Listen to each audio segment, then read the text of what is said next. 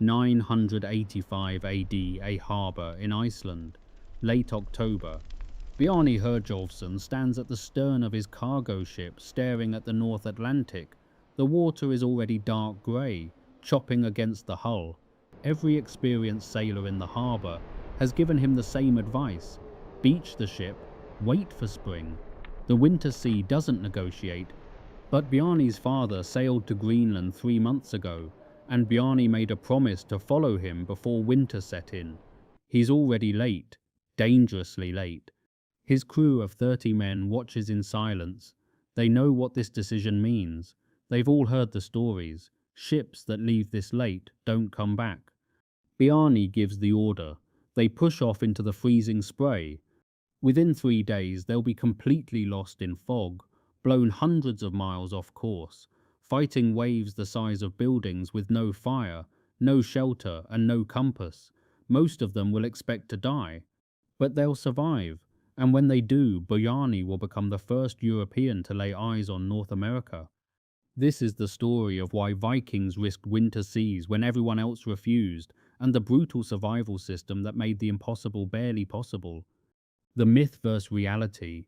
We need to destroy a myth that's clouded this entire discussion. Vikings weren't suicidal berserkers chasing glory in frozen waters. That's Hollywood fiction. The historical and archaeological evidence tells a completely different story, and if we ignore it, we'll never understand what actually happened. The archaeological record from sites across Scandinavia, Iceland, and Greenland is unambiguous. At settlements like Hedeby, Birka, and throughout Norway's coastal regions, excavations reveal the same pattern: ship sheds, protective earthen mounds, and seasonal beaching sites used year after year. Dr. Anton Wilhelm Broger's extensive work on the Oseberg and Gokstad ship burials, combined with Ole Crumlin Pedersen's analysis of the Skuldelev ships, confirms what the sagas always suggested: routine Viking maritime activity essentially ceased from late October through March. A 2004 study by Frederick Hocker, published in the Philosophy of Shipbuilding, analyzed seasonal timber patterns in Viking ships and found that 94% of documented voyages occurred between April and September. Winter sailing wasn't the norm, it was the desperate exception. So if Vikings almost never sailed in winter, why are we even talking about it? Because the 6% of voyages that did happen in winter weren't accidents. They were calculated risks taken under extraordinary circumstances, and understanding why Vikings would choose almost certain death by sea over staying on land reveals something profound about the world they lived in. What could possibly be so terrible on land that the winter Atlantic seemed like the better option? The three reasons. Picture a Norwegian chieftain in 1015 controlling a strategic fjord. A rival warband has blockaded the settlement from land. To the east, mountains impassable in winter. To the north and south, enemy territory. To the west, the North Sea in November. The siege won't wait for spring. Supplies will run out in weeks. Surrender means execution, not just for the warriors, but for everyone who supported them. Extended families, children, everyone. The winter sea offers something the land doesn't, a route the enemy won't follow because they're too smart to try. In this context, a 40% survival rate by sea is better than 0% survival rate on land. The Icelandic saga of Grettir the Strong describes exactly this scenario. A man declared outlaw faces death on sight. His only escape, winter sailing to remote settlements where the law's reach is weaker. The saga explicitly describes this as a choice between one death and a chance at survival. When Eric the Red was exiled from Iceland for murder, he sailed west in late autumn to explore Greenland, not because he wanted to, but because the alternative was execution when spring made travel possible for his enemies. This was Bjarni's situation, and it's the one documented most frequently in the historical record. Greenland's growing season was marginal at best. One bad harvest, one harsh winter, and the math becomes brutal. 30 people in one ship attempting a supply run have maybe a 40% chance of survival. 300 people in the settlement staying put with empty grain stores have a 0% chance. The Landmabork, the Book of Settlements compiled in the 12th century from earlier sources, contains at least 7 references to emergency winter voyages undertaken to prevent starvation. Not one describes it as a routine choice. Here's what links all 3 reasons. Vikings who sailed in winter weren't brave, they were trapped. And here's the darker truth. For every successful voyage, most didn't make it. Coastal archaeological sites in Iceland have yielded mass graves dated to late autumn and early winter. Crews that attempted emergency crossings and failed, based on saga references and archaeological evidence. Maritime historian Marcus Raucus estimates the survival rate for unplanned winter crossings at 30 to 40%, which means Barney's crew knew the odds. 2 out of 3 ships don't return, and they sailed anyway. But why did some crews survive when most didn't? What was the difference? The ship? Bjarne's voyage fell apart almost immediately. The wind died on day 2. By day 3, dense fog rolled in, eliminating all visibility. Then the storm hit. For anyone who has been at sea in a storm, you know there's a moment when the scale of the waves stops making sense. They're no longer weather, they're geography, moving mountains that dwarf your vessel. In the North Atlantic in winter, waves regularly reach 40 to 50 feet. The ship Bjarne commanded was probably 54 feet long. Now imagine those waves hitting a wooden vessel with no engine, no cabin, no deck covering, just an open boat. In those conditions, most ships simply break apart. The force of thousands of tons of water hitting timber is overwhelming. But Viking ships had a critical advantage, and it starts with a construction technique that wouldn't be matched for centuries. The Viking longship used clinker construction, overlapping planks riveted together rather than joined edge to edge. This sounds like a minor detail. It's not. When a massive wave strikes a conventionally built ship, the rigid hull fights the water's force. The hull is strong, but water is stronger. Physics wins, the ship breaks. But clinker construction with flexible rope lashings creates a hull that moves with the water. The entire ship twists and flexes, absorbing impact rather than resisting it. Naval architect Eric McKee, in his 1983 study Working Boats of Britain, demonstrated that clinker-built vessels could flex up to 15 degrees without structural failure, impossible in rigid construction. Viking shipwrights used green oak, freshly cut, unseasoned wood split along the grain. This wasn't primitive ignorance. Split wood retains natural fiber alignment, making it dramatically stronger than sawn wood. Modern tests show split oak has 2 to 3 times the tensile strength of equivalent sawn timber. The ribs weren't nailed to the hull. They were lashed with spruce root cordage, treated with pine tar. This created what modern engineers would call a tensagrity structure, components held in dynamic tension, distributing stress across the entire system. When that wave hit Bjarne's ship, the hull didn't crack. It writhed like a living thing, water streaming through the bilge, but the structure held. But surviving the impact was only the first problem. The second was hypothermia. The fundamental problem: wet human skin in 35°F air loses heat 25 times faster than dry skin. After 3 hours of exposure, core body temperature drops to dangerous levels. After 6 hours, most people lose consciousness. After 8, they die. Barney's crew would be at sea for weeks. They would be constantly wet and they had no way to make fire. This seems impossible. How do you survive continuous cold exposure without heat? The answer is, you don't generate heat, you prevent heat loss, and Vikings had developed a multi-layered system to do exactly that. Archaeological textile evidence from the Herjolfsnes excavations in Greenland, analysed by Dr. Else Ostergaard in her 2004 work Woven into the Earth, reveals sophisticated layered clothing systems. The foundation was wool, but not modern processed wool. This was coarse, unwashed wool from hardy Scandinavian breeds like the Icelandic and Gotland sheep, retaining high levels of lanolin a natural grease secreted by the sheep's skin. Lanolin is hydrophobic. It makes wool fibers shed water, but more importantly, wool's crimped fiber structure traps air in thousands of tiny pockets, creating insulation.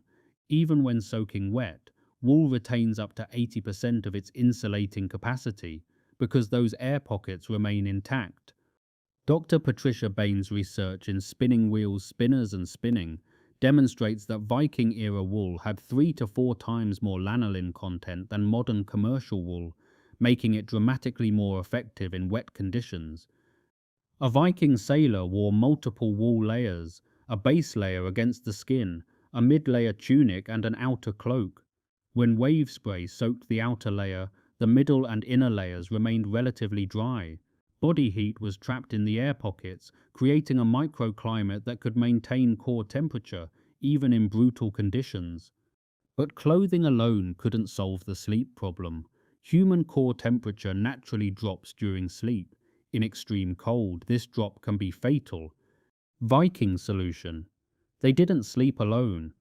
The sagas reference the Hudfart, literally skin bag, mentioned in the Prose Edda and other sources. These were two-person sleeping bags made from sheepskin with the wool still attached, treated with fish oils to enhance water resistance. This wasn't about comfort or privacy, it was thermal engineering. Two human bodies in an insulated enclosure generate compound heat. Studies on hypothermia survival show that paired sleeping in insulated bags can maintain internal temperatures 15 to 20 degrees Fahrenheit warmer than solo sleeping, even in sub-freezing conditions. Viking crews were assigned sleeping partners before departure. When one man stood watch, his partner entered an already warm sleeping bag. When they switched, the bag never fully cooled. The system created a continuous thermal environment that could sustain life for weeks. A typical 30-man crew like Bjarni's would carry 12 to 15 Hudfart, allowing half the crew to sleep while the other half worked the ship. Sleeping shifts ran 4 to 6 hours, time to maintain continuous watch coverage. But the system had a critical vulnerability. What happened if someone fell overboard or got soaked by a rogue wave? Vikings developed emergency rewarming protocols. If a crew member became dangerously cold, 2 men would strip and enter a Hudfart with him, one on each side, transferring body heat directly. Meanwhile, others would massage his extremities to restore circulation. Warm seal blubber might be fed to him in small amounts, the high-fat content generating internal heat. This knowledge came from their broader cold weather expertise on land. Vikings routinely travelled overland in winter, using portable sauna stones, heated rocks wrapped in leather that could be placed inside temporary shelters. They built snow caves with specific ventilation patterns to trap warm air. The maritime Hudfort system was essentially adapting these proven land techniques to an environment where you couldn't build shelter or make fire. The difference between survival and death often came down to whether a crew had trained together, practiced these protocols, and could execute them in darkness during a storm.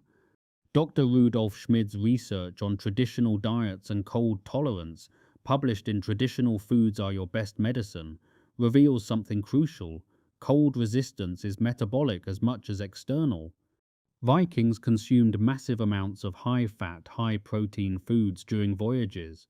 Dried cod, seal blubber, smoked mutton, hardtack soaked in whale oil.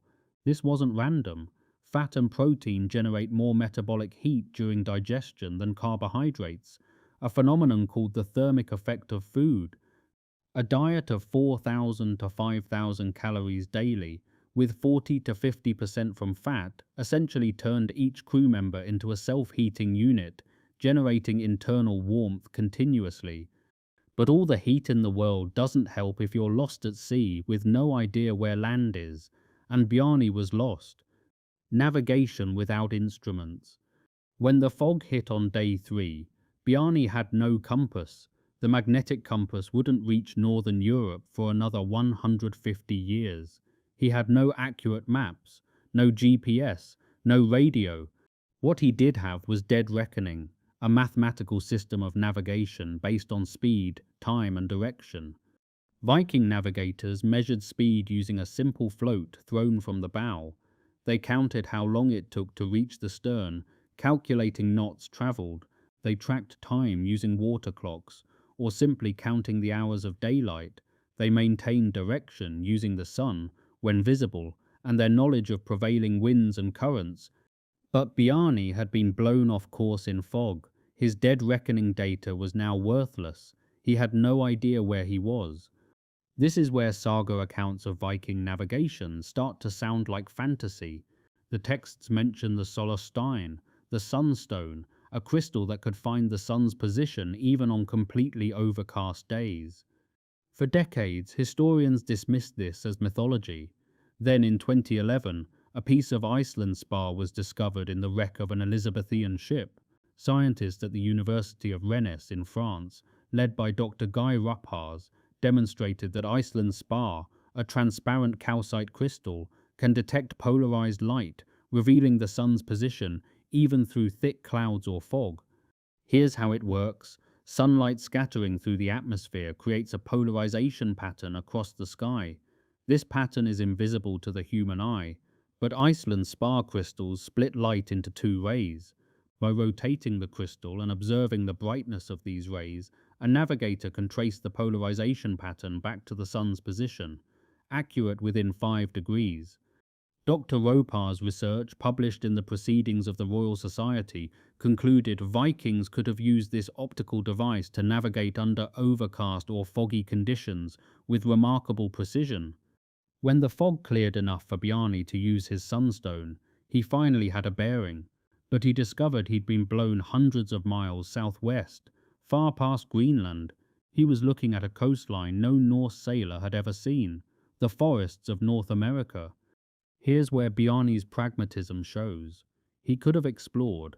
Instead, he immediately turned north, following the coast until he found familiar waters, and finally located his father's settlement in Greenland. He wasn't seeking glory, he was completing a supply mission. That distinction matters.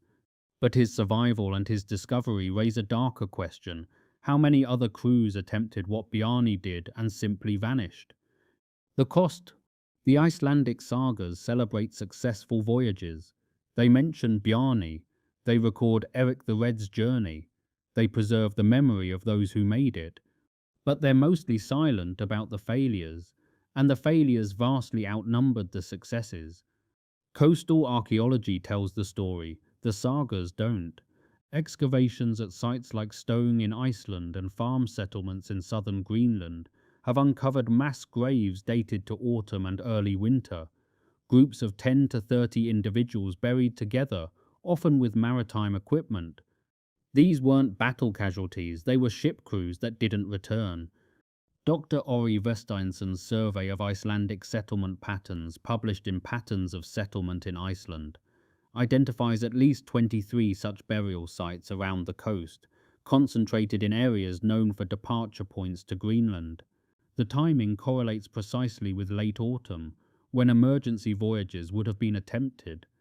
Based on saga references that survived and archaeological evidence, maritime historians estimate that only 40% of unplanned winter crossings succeeded.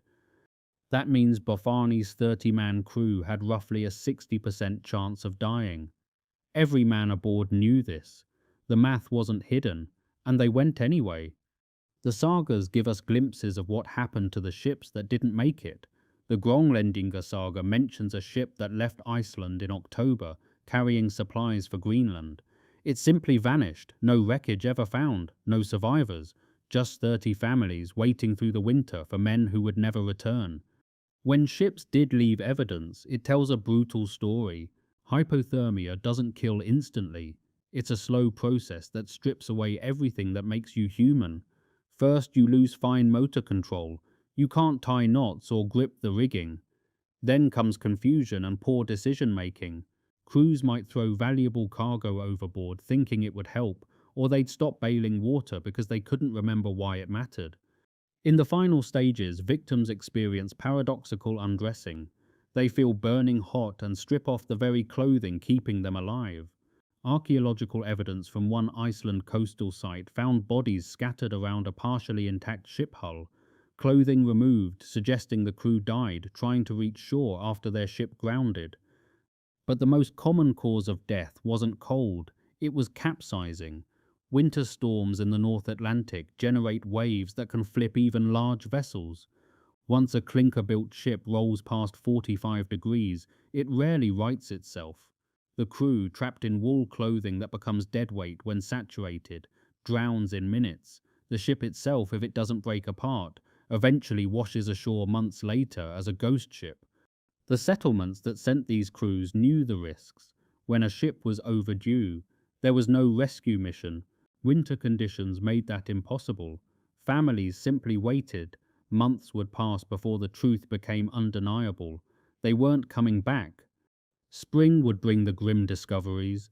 Beach patrols would find fragments of ships, bodies, sometimes cargo still lashed to broken timbers. Each find confirmed what everyone already knew. Another crew lost to the winter sea. The sagas preserve one ritual from this period. When a ship was confirmed lost, the settlement would hold a funeral feast, not for the dead who had no bodies to bury, but for the living who had to accept they were gone. The families would inherit property, remarry, and move forward, because in a subsistence society on the edge of survival, there was no other choice. Because the alternative was certain death by starvation, or execution, or siege. At least the sea offered a chance. But here's the crucial point. The crews that survived weren't lucky. They were prepared. Every successful winter voyage we know of was undertaken by experienced sailors, using properly maintained ships, carrying emergency supplies, and employing the full system of survival techniques. The failures came when desperate, inexperienced crews attempted crossings without proper equipment or knowledge. The Vikings who survived winter seas didn't conquer nature. They respected it, prepared for it, and used every technological and social innovation available to squeeze out a tiny margin of survival in conditions that should have killed them. That margin was enough. Barely. The strategic advantage. The fact that Vikings could survive winter crossings, even if most didn't, became a strategic weapon. Imagine you're a coastal settlement in England or Ireland in 990 AD. Winter has arrived. The raiding season is over. You can finally relax your defenses. Then longships appear on the horizon in December. This shouldn't be possible, but it's happening. The psychological impact is devastating. An enemy who can strike in winter is an enemy who can strike any time. You can never be safe. You can never rest. This unpredictability multiplied Viking power far beyond their actual numbers. The mere possibility of winter raids forced year-round defensive vigilance, exhausting resources and morale. More importantly, the ability to attempt emergency winter voyages and occasionally survive made the settlement of Iceland and Greenland possible at all. These colonies existed on a knife's edge. One bad harvest, one delayed supply ship, and the entire settlement could collapse. The option to attempt a desperate winter supply run, even with terrible odds, meant settlements could survive crises that would have doomed any other culture. Without this capability, the Norse Atlantic expansion likely fails. No Iceland, no Greenland, no discovery of North America. The price was measured in ships that never returned, and crews lost to the frozen Atlantic. But from a civilizational perspective, that price bought something extraordinary, proof that humans could survive and even thrive in some of the harshest maritime environments on Earth. So why did Vikings risk winter seas despite near certain death? They sailed because they had to. War, flight, and famine left them no choice. The sea was terrifying, but what waited on land was worse. But their survival was no accident. It was the result of an integrated system, flexible ship design that moved with the waves, clothing technology that maintained warmth even when soaked, social sleeping arrangements that preserved body heat, navigation techniques that worked without instruments, and iron discipline that held crews together when death seemed certain. The Vikings who challenged the winter Atlantic weren't superhuman. They were desperate, terrified, and profoundly human. Most failed, but those who survived did so because they possessed knowledge that took centuries to develop and a willingness to stake everything on a sliver of hope. In their struggle against impossible odds, they achieved something extraordinary. They proved that with the right preparation, enough desperation, and a system refined over generations, humans can survive what should kill them. If you found this exploration compelling, subscribe for more deep dives into forgotten history, and let us know in the comments which part of the Viking survival system surprises you most. We'll see you in the next one. See you in the next one. See you in the next